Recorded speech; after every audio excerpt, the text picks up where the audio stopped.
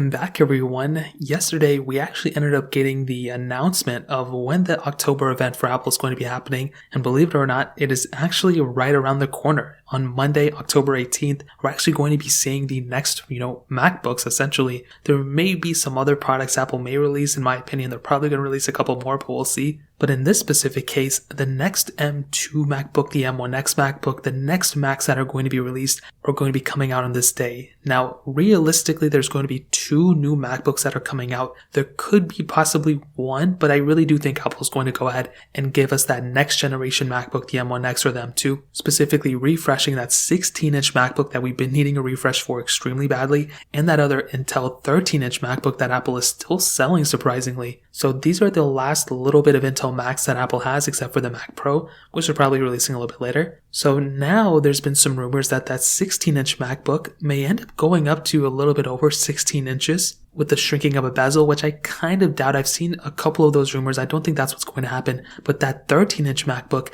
may actually end up going up to a 14-inch MacBook. And if that ends up being the case, that in and of itself is going to be extremely crazy from everything that I've been seeing.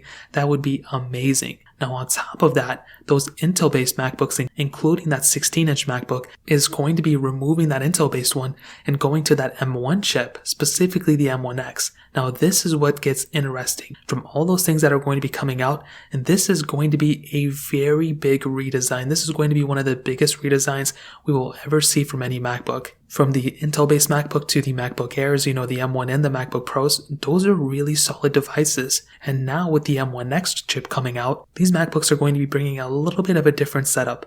Now what's even crazier, this has been estimated. I don't know if it's going to be 100% true, but if it is, I'm going to be moving from my M1 MacBook Pro to these M2 or M1X MacBooks. And that is the addition of a SD card slot. That in and of itself, that one little thing will go ahead and change up my workflow completely. As some of you may know, we film videos on SD cards and we have to bring them to our MacBooks, and the only way to do that is with a dongle. If Apple were to go ahead and bring back that SD card slot, that would make a lot of frustrated MacBook users from 2016 onwards for 5 years. I'm sure a lot of them will go ahead and update to that new MacBook. Like I mentioned, in my opinion, this would completely change my workflow, and I would be so happy about this. Now we're going to get those usual performance increases, battery increases, and all those good stuff. I've seen some rumors that these things may have a couple more cores than the standard M1 chip, but to be honest, even if it's the same performance and the same battery life as my M1 MacBook Pro, I will be extremely happy. I will not be saddened by it. And I think ultimately this is one of the biggest advantages of picking up something like an M1X MacBook,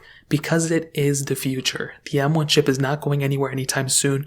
It is the breakthrough. It is the best, laptop one of the best laptops you can buy. And another thing that's been estimated is that Apple may actually end up removing that touch bar. And if that's true, I can see a lot of people going and increasing and possibly buying this new M2 MacBook as well. So overall, I'm extremely happy about it. I cannot wait for these MacBooks to come out on Monday. Less than a week, we're going to be seeing these next MacBooks. And in my opinion, and in my experience, I'm probably going to go ahead and buy these. And I may actually end up keeping one as my main, device if it's good. If it brings that SD card, I'm definitely keeping it. So that pretty much covers it up. If you guys have any other questions or anything like that, let me know in the comment section below. Hit the like button, that would mean so much, but definitely hit that subscribe button. More importantly than everything else, I love every single one of you guys. Hopefully I'll catch you guys in the next video. Peace out till then.